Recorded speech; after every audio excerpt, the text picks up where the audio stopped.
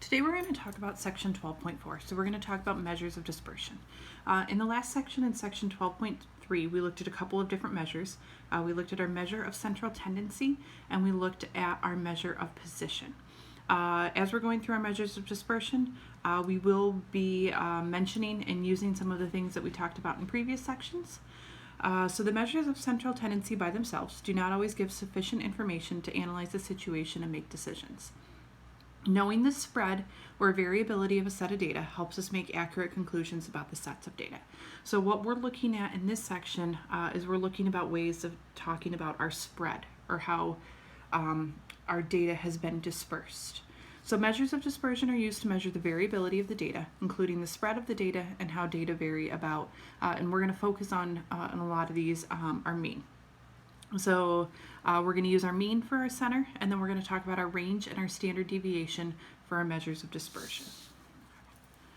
All right, so our first definition here is that of our range. The range is the difference between the highest and lowest values. It indicates the total spread of the data. All right, so to find a range, we're simply going to do a subtraction. We're going to do our higher value minus our lower value. All right, so looking at this one, our range is going to be our higher value minus our lower value. In this particular data set, our highest value is 52. Our lowest value is 27.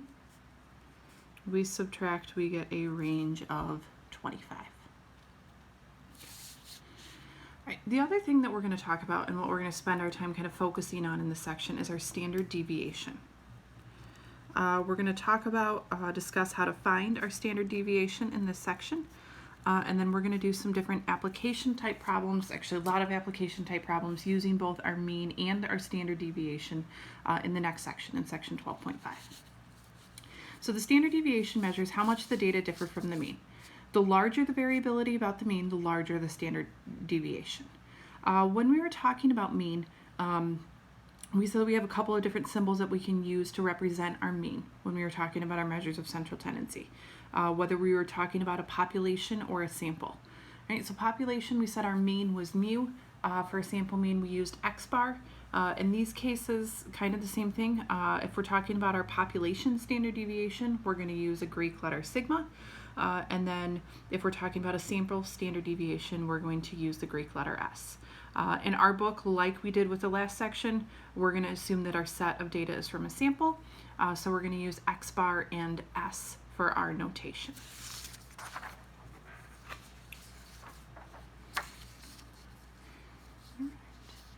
Right, so thinking about standard deviation, again, standard deviation has to do with variability or spread.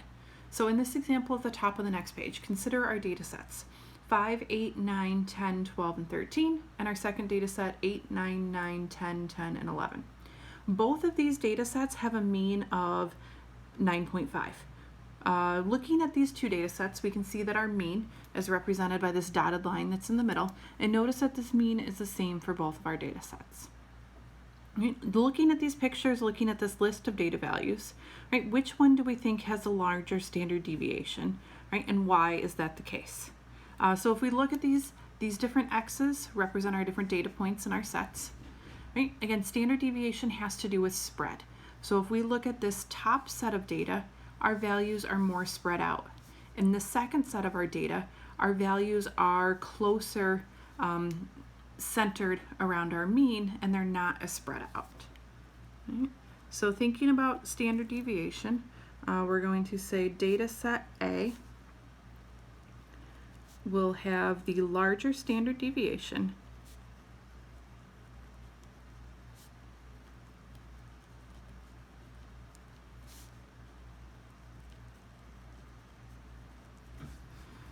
because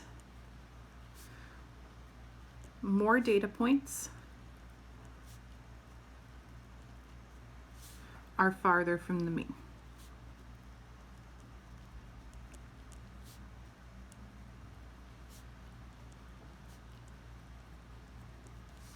Right? In other words, there is more spread, right, or variability in this data set. Two words that we often connect to standard deviation. Right, so comparing these two data sets, our first data set has more spread, variability, more data points that are farther from the mean. That has a larger standard deviation. The second data set would have a smaller standard deviation. Right. As far as actually finding our standard deviation goes, we have a formula that has a lot of different pieces to it. So at the bottom of this page here is a formula, and then our steps that we're going to use as we're going through and we're finding our different standard deviations. So our formula, again, we're using S for our sample standard deviation, is equal to the square root of the summation of the difference between our data values and the mean squared divided by n minus 1. So that sigma, again, means summation, so we're going to end up adding up a bunch of values. Our x's are our individual data points, our x bar is our mean, our n is our sample size, and these differences, this x minus x bar, are the actual deviations. So what we're going to do to go through this process, our first step is going to be to determine our mean. So we're going to take whatever data set we're given and we're going to determine our mean. From there, we're going to make a chart having 3 columns. Our first column is going to be data, our second column is going to be data minus our mean, and then our third column is going to be data minus our mean squared. As we're squaring values, remember whether we're squaring positives or negatives, our result is always positive when we're squaring negative numbers as well. Okay. So after we make this chart, we're going to list all of our data in the first column. Then we're going to do a bunch of subtractions in the middle column. And then we're going to square our values in that third column. Again, we're going to make sure that third column has all positive data values. Then we're going to determine our sum of the data. So that summation symbol is going to be that sum of that data that we're looking for. We're going to divide that sum that we just found by our n minus 1. And then we're going to take the square root, which is going to give us our standard deviation. Looking at the steps, it looks like a long drawn-out process. The mathematics themselves are not difficult. It's just a little tedious. You want to make sure you are well organized. You want to make sure that you're watching your signs correctly. You want to make sure that you're doing your arithmetic carefully. Again, the actual process itself is not difficult. It just takes a little bit of organization and time to get through.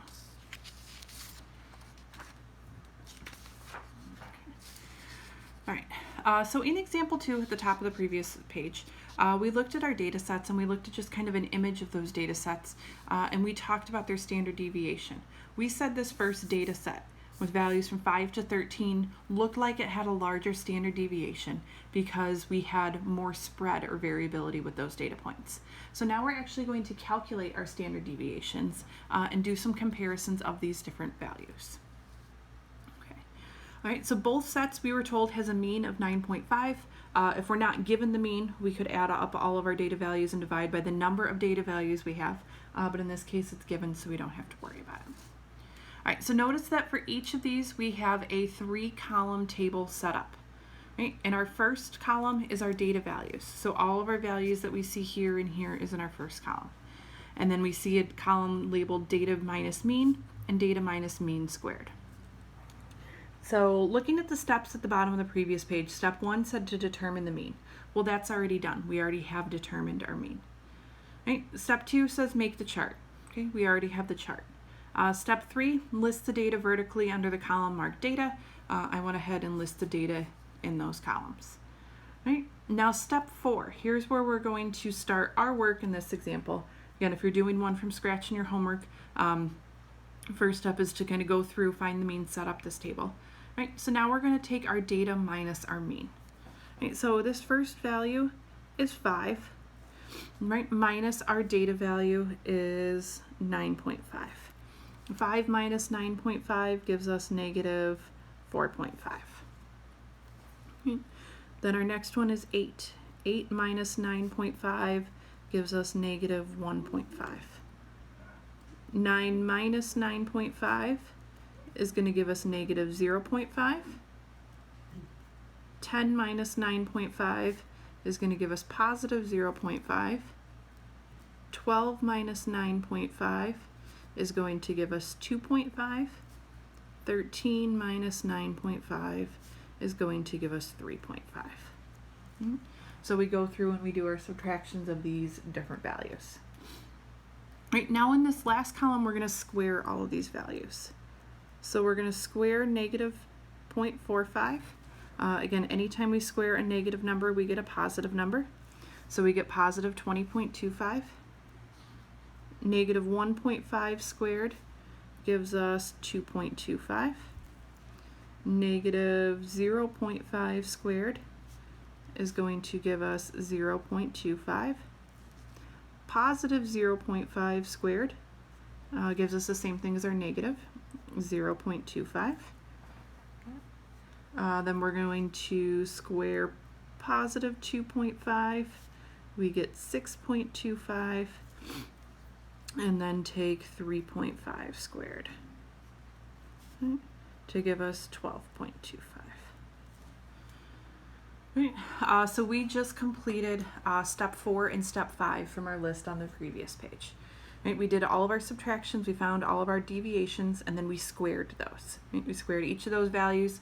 Again, all of the values in that third column should be positive. Right. Step 6, determine the sum. So we're going to add these values up. So as we're going through these, definitely you want a calculator handy. Type into your calculator, add these 6 numbers up. We get 41.5.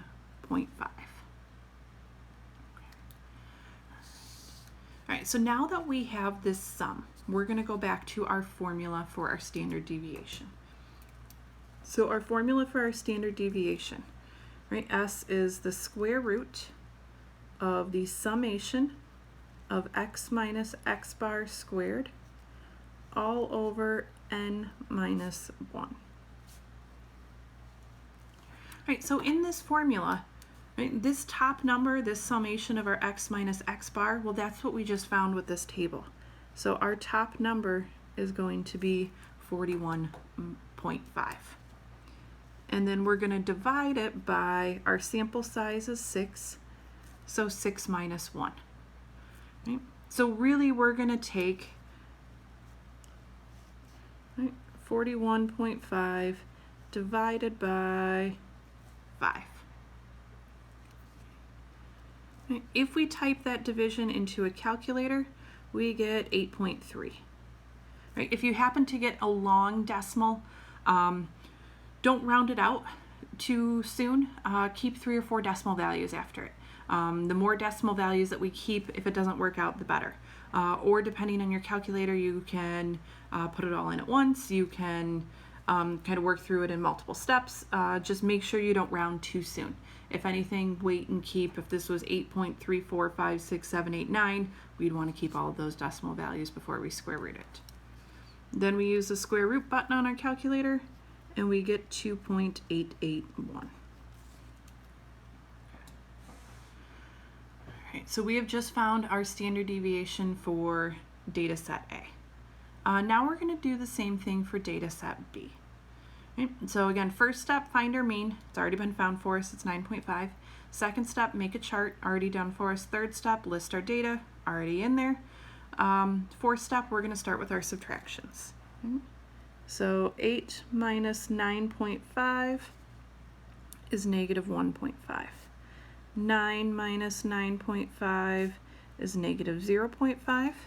9 minus 9.5, negative 0.5.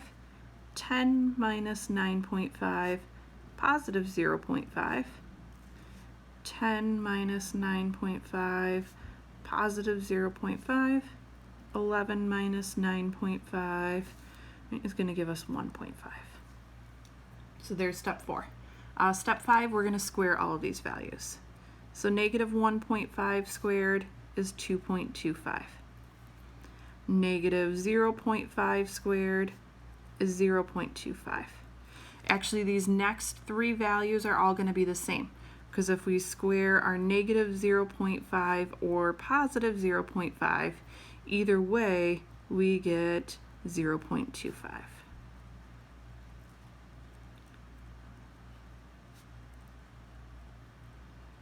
1.5 squared is going to give us the same as our negative 1.5 squared that we see as our top value, 2.25. And then we add these up, we get 5.5. Right? Now, simply comparing our sums, right, we clearly have a much different value from this table that we do to that table. Right? But when we're working through these, instead of just taking those sums, right? The other different pieces of our problem are, or in our formula, are put in there for a reason, for a purpose, for comparison, right? So we're going to take our sigma x minus x bar squared over n minus 1. Right. So in this case, our sum is 5.5. So we're going to take that divided by our sample size is also 6 minus 1. So we have the square root of 5.5 divided by 5. That gives us, if we do our division, no rounding needed, it works out to be exactly 1.1. Again, if it doesn't work out exact, keep more values rather than less values. And then we use our square root button and we get 1.049. So we can clearly see that our standard deviation of the second set is smaller than our first set, right? Which matches our guess that was on the previous page. We were asked about which one was larger. We said it was this set, and our calculations back up that guess on the previous page.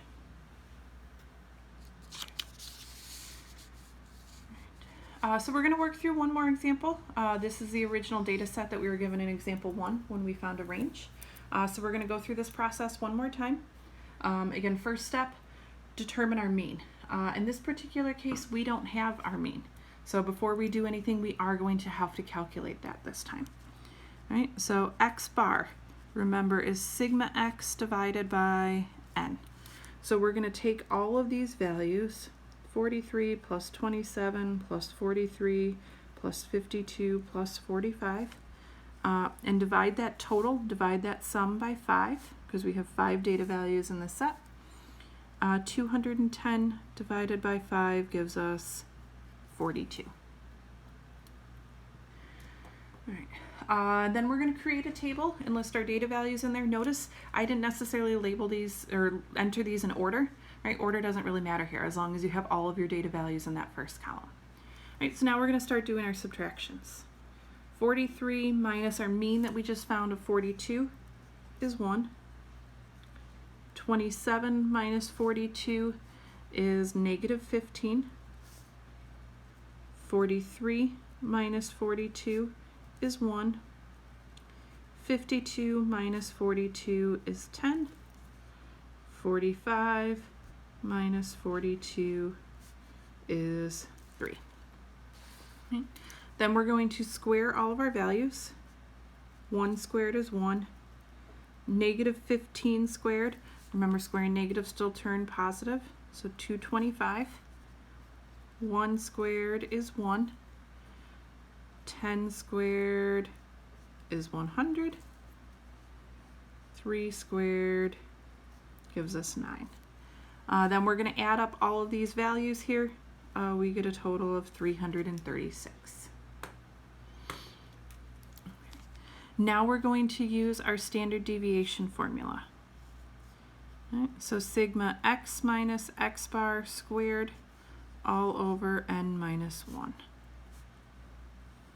And so from our table, we are going to enter 336.